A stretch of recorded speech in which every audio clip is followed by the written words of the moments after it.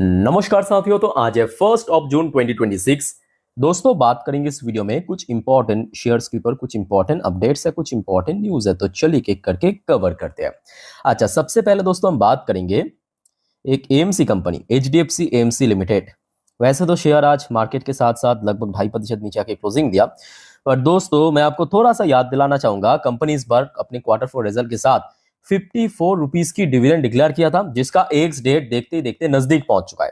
तो याद रखना, आज तो 1 जून हो गया, यानी आपके हाथ में सिर्फ 3 दिन बाकी है।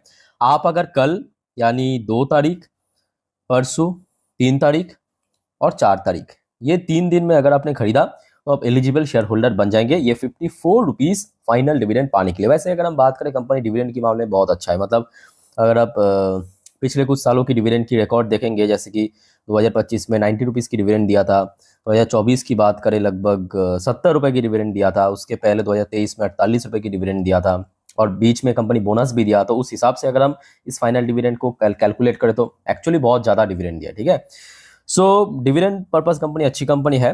वैसे भी देखिए लास्ट 6 महीने पे शेयर थोड़ा सा ऊपर नीचे बनी, बट बहुत ज़्यादा इसमें कोई गिरावट हमें देखने को नहीं मिला। एटलीस्ट 1 साल पे 8% की अभी भी पॉजिटिव रिटर्न में है।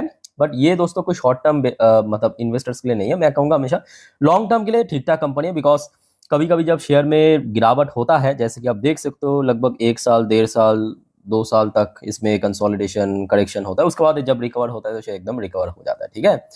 अच्छा दोस्तों, नेक्स्ट अपडेट है अशोक लेलैंड। अच्छा, वैसे आपको मैं लास्ट वीडियो में आज most of the auto company की जो सेल्स की रिपोर्ट आउट हुआ, बजाज से लेके Mahindra, Hyundai, TVS, Eicher motor सबका दे चुका हूं। ठीक है, एक आध बाकी रह गया था, इस वीडियो में कवर कर लेंगे। अशोक लेलैंड की वैसे तो आज देखिए मार्केट वीक था, ऊपर से ऑयल प्राइस फिर से बढ़ने लगा, तो अशोक लेलैंड की शेयर आज सबसे क्रूशियल लेवल 150 को ब्रेक करके जस्ट नीचे क्लोजिंग दिया। बट दोस्तों यहाँ पे शेयर होल्डर के लिए एक मैं कहूंगा बैड न्यूज है। बैड न्यूज क्या है कि जहां पे बाकी ऑटो कंपनी की सेल्स की रिपोर्ट काफी बढ़िया हुआ, इवन बहुत सारे कंपनी तो अपने रिकॉर्ड लेवल पे पहुंच चुका है सेल्स, बट अशोक लेलैंड की इस बार ओवरऑल मतलब ईयर ऑन ईयर बेस पे 4% की स्लिप देखने को मिला। 4% गिरावट हुआ है कंपनी की ऑटो सेल्स में। अच्छा, कितना ऑटो सेल्स किया है एक बार मैं आपको दिखा देता हूँ, जस्ट अ मिनट। देखिए लास्ट ईयर 2025 की मई महीनों पे कंपनी की सेल्स हुआ था, टोटल अंडरलाइन करके दे रहा हूँ 15,484 यूनिट। इस बार देखिए 3.6% ड्रॉप होके 14,923 यूनिट कंपनी सेल्स कर पाया, यानी लगभग 3.5-4% के आसपास में ड्रॉप देखने को मिला। और डोमेस्टिक सेल्स मेनली 2.7% के आसपास डिक्लाइन, मतलब डोमेस्टिक सेल्स ही गिरा है। और खास करके अगर हम मतलब सेगमेंट वाइज बात करें, जो medium and heavy commercial vehicles की सेगमेंट पे लगभग 11.5% यहाँ पे एकदम खत्म हो गया। 11.5% की सेल्स ड्रॉप होना मतलब बहुत बड़ी बात है। ठीक है, सो अशोक लैंड की देखिए शेयर आज वीक जरूर था। अब देखते हैं कि कल किस तरफ ओपन होता है, उसको भी बहुत कुछ डिपेंड करेगा। अगर 150 प्लस में ओपन होता है तो 150 पे सपोर्ट मिलेगा। अदरवाइज दोस्तों जो मार्च की लो था, मार्च नहीं सॉरी अप्रैल, हाँ, तो लगभग 148 से लेकर 145 उस लेवल के आसपास भी फिर से शेयर पहुंच सकता है, यानी 145 से लेके 148 अगला सपोर्ट जोन। ओके, अब ऊपर की साइड में इमीडिएटली मैं कहूंगा 165 से लेके 170, उसके बाद 180 की क्रूशियल रेजिस्टेंस जोन है। ओके, अच्छा दोस्तों आ जाते हैं नेक्स्ट टॉपिक पे, कल्पतरु प्रोजेक्ट इंटरनेशनल लिमिटेड। देखिए इसका शेयर आज शुरू बहुत तगड़ा हुआ था, उसके बाद एकदम स्लिप किया, फिर रिकवर किया और क्लोजिंग दिया फ्लैट में। अच्छा, कंपनी को एक जबरदस्त एक्सपोर्ट ऑर्डर मिला है, Kalpataru Projects International win order 2002 crore की एक्चुअली। ठीक है, सो लेट्स सी कल दोस्तों कैसा इंपैक्ट पड़ता है शेयर में। ये अभी की अपडेट है, मैं आपको एक बार दिखा देता हूँ, यहाँ पे आप साफ देख सकते हो 6:50 की खबर है। ठीक है, तो अगर आपके पास इस कंपनी की शेयर है तो बहुत सही है, नहीं है तो इसको आप रडार में ऐड करके रख दीजिएगा। 6 महीने पे 10% की रिटर्न दिया, ईयर टिल डेट इस साल पे शेयर ने 8-8.5% की रिटर्न में बैठा है। 1 साल पे भी लगभग 13% की रिटर्न, 5 साल में तो बहुत तगड़ा रिटर्न दिया है, और बहुत पुरानी लिस्टेड ये कंपनी नहीं है। अच्छा, इस क्वार्टर कंपनी के लिए काफ़ी बढ़िया भी था। ये भी काफ़ी इंपॉर्टेंट है कि कंपनी की मार्जिन जैसे 74-75% ग्रो किया, कंपनी की revenue, profit, earning per share, all over performance बहुत बढ़िया था। ठीक है, अच्छा नेक्स्ट दोस्तों आ जाते हैं बीएससी। बीएससी की शेयर के ऊपर देखिए कुछ अपडेट्स भी है और कुछ क्वेरीज भी आ रहा था आप लोगों की तरफ से। पहले चलिए जो अपडेट है वो आपको मैं दिखाता हूँ। देखिए एएमएफआई इंडेक्स, एएमएफआई मतलब जो हमारे ऑल इंडिया म्यूचुअल फंड की जो इंडेक्स है, all India mutual fund index, ठीक है, उसमें भी अलग अलग कैटेगरीज होते हैं, large cap category, mid cap segment, small cap segment. तो सुनने को आ रहा है, क्योंकि रिसेंटली हमने देखा इन सब शेयर में बहुत अच्छा मूवमेंट हुआ, चाहे भेल से लेके Jindal steel, BSc, Vodafone idea, ये सब कंपनी को दोस्तों लार्ज कैप सेगमेंट पे डाला जाएगा। ओके, सो क्या होगा कि एक इनिशियली मतलब वन टाइम एक पैसिव इन्फ्लो आपको देखने को मिलेगा। और दूसरी बात यह है कि शेयर में जो आज गिरावट हुआ, जो आपको मैं इसके पहले भी बार बार कहा था, देखिए कुछ शेयर्स है जैसे कि बीएससी, एमसीएक्स, इसको आप गिरावट को गिरावट की नज़र से ना देख के मेरे हिसाब से इसको आप एक अपॉर्चुनिटी की नज़र से देखिए, क्योंकि इसके पहले भी हमने देखा था सेम सिचुएशन बहुत बार हुआ था, और ये एक्चुअली लॉन्ग टर्म इन्वेस्टर्स के लिए मैं कहूँगा अपॉर्चुनिटी है। बट दोस्तों इसके साथ साथ ये भी ध्यान रखना, मैं बार बार कहूँगा, आप पहले खुद से पूछिए कि मैं अगर मान लीजिए कि बीएससी की फॉर एग्जांपल आपने 10 क्वांटिटी शेयर उठाने का प्लान किया, ठीक है, अब देखिए खरीदना बड़ी बात नहीं है, लोगों को लगता है कि खरीदना बड़ी बात नहीं है। बड़ी बात यह है कि आप अपने आप से पूछिए, क्या मैं इसको आंख बंद करके 5 से 7 साल दे सकता हूं, चाहे ये शेयर अगले कुछ महीनों पे या अगले 1-2 साल पे भले ये 40% गिर गया, मैं दे सकता हूँ 5 से 7 साल या नहीं। तो अगर आपका जवाब यस होता है कि हाँ, चाहे ये 40% भी गिर गया तो भी मैं इसको टाइटली होल्ड करके चलूंगा, तो मैं कहूँगा go for it, otherwise ignore कीजिए। ठीक है, ये रियलिटी है। लोगों को लगता है कि देखिए प्रॉब्लम क्या बताए, रिटेल इन्वेस्टर्स की वो जो कुछ टेलीग्राम चैनल, यूट्यूब चैनल पे भी इवन मैं देखता हूँ, लोग को बहुत ज़्यादा मतलब उम्मीद दे दिया जाता है कि ये शेयर 1 महीने पे, 6 महीने पे इतना 50%, 40%, 100% चल जाएगा। तो वैसा मैं कहूँगा सिर्फ उल्टा सीधा, मतलब समझ पा रहे हो आप मेरे बात। आप रियलिटी बेस पे देखेंगे, 1-2 साल में कोई शेयर मतलब कोई कंपनी को एटलीस्ट जज नहीं करना चाहिए, ठीक है। हाँ, उसमें दमखम है, आपको ठीक ठाक लगे, एटलीस्ट 5 से 7 साल देना चाहिए। अच्छा खैर, बहुत बातें हो गया, बात करेंगे आईपीओस की। देखिए जेनेक्साई एनालिटिक्स 9.5% की प्रीमियम चल रहा है, वाह केमिकल 18% को प्रीमियम चल रहा है, सीएमआर ग्रीन टेक्नोलॉजी 23% को प्रीमियम चल रहा है, काफी न्यू आईपीओ आया है अभी। मैरिट्रॉनिक्स 58% की प्रीमियम, ऑरिएट ट्रेड 12% की प्रीमियम, राजनंदिनी फैशन 11% की प्रीमियम। अच्छा, बाकी सब लिस्ट हो चुका है, चलो बहुत बढ़िया। अच्छा वैसे दोस्तों आगे बढ़ने से पहले एक छोटा सा रिक्वेस्ट आप सभी को करूंगा, दोस्तों अगर आपको वीडियो अभी तक अच्छा लगा, इन्फॉर्मेटिव लगा, प्लीज वीडियो को लाइक करना और प्लीज चैनल को सब्सक्राइब करके जरूर रखना, ऐसे इन्फॉर्मेटिव वीडियो हमेशा हर रोज पाने के लिए। और दोस्तों कल क्योंकि निफ्टी की एक तो एक्सपायरी है, ऊपर से मार्केट इतना स्ट्रगल कर रहा है, ठीक है, तो आज रात की 10:30 की वीडियो आगे इस चैनल पर, प्लीज मिस मत करना। आप अगर चैनल पे नए हो, सब्सक्राइब भी करके रखना, देखना जरूर रात की 10:30 की वीडियो, जिस पर हम नेक्स्ट डे मार्केट प्रेडिक्शन, पूरे दिन शेयर मार्केट की अपडेट को डिटेल में चर्चा करते हैं, ठीक है। जितने भी अपडेट्स होता है मैं आपको दे दूंगा, डोंट वरी, बस आप फॉलो करते जाइए मुझे। अच्छा फिर आ जाइए दोस्तों केन्स टेक्नोलॉजी लिमिटेड, केन्स के ऊपर कुछ अपडेट भी है और उसके बाद शेयर्स को लेकर भी चर्चा करेंगे। देखिए अपडेट क्या है कि रिसेंटली केन्स की रिजल्ट हमने देखा था, रिजल्ट दोस्तों उतना इंप्रेसिव नहीं था, इवन खराब रिजल्ट जिसको आप कह सकते हो। तो जिसके बेस पे बहुत सारे ब्रोकर्स ने, इसके पहले भी हमने देखा था, इसको डाउनग्रेड कर चुका। आज मैक्वरी ने केन्स को डाउनग्रेड किया।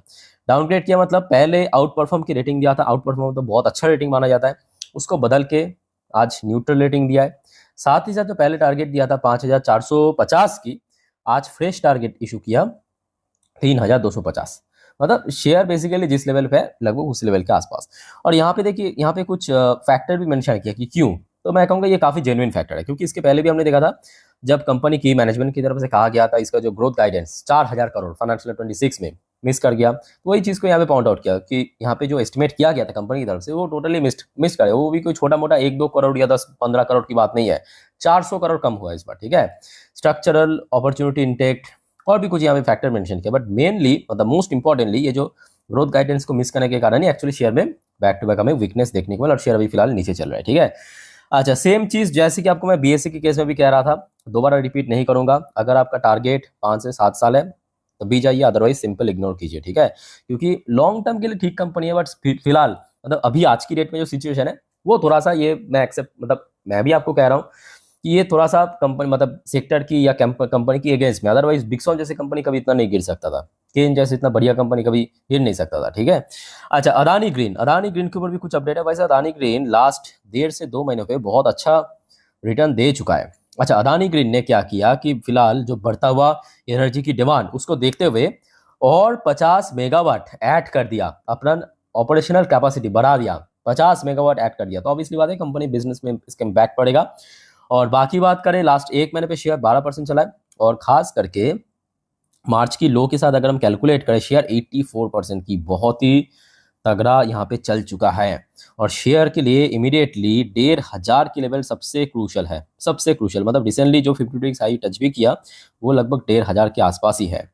सो ऐसे में अगर बात करें शेयर में करेक्शन होता है तो नीचे की तरफ आप देख सकते हो मई के सेकेंड एंड थर्ड वीक में जहाँ पे बार बार सपोर्ट मिला था, यानी लोअर साइड में जो सपोर्ट लेवल है 1350 और अपर साइड में जो रेजिस्टेंस लेवल है 1,500। तो ये दो हो गया आपका अदानी ग्रीन की, ये रेजिस्टेंस ये सपोर्ट, ठीक है।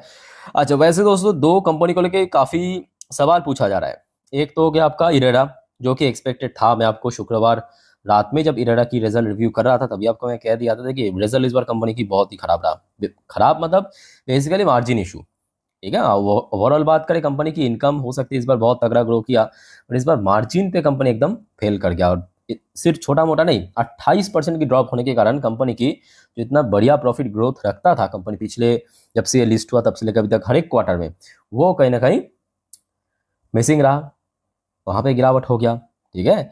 सो इरेडा की शेयर तो आज गिरावट होना था, एक्सपेक्टेड था, उस हिसाब से देखने को मिला, बट शेयर 125 की जो क्रूशियल लेवल उसको तोड़ा नहीं है मोस्ट इंपॉर्टेंटली।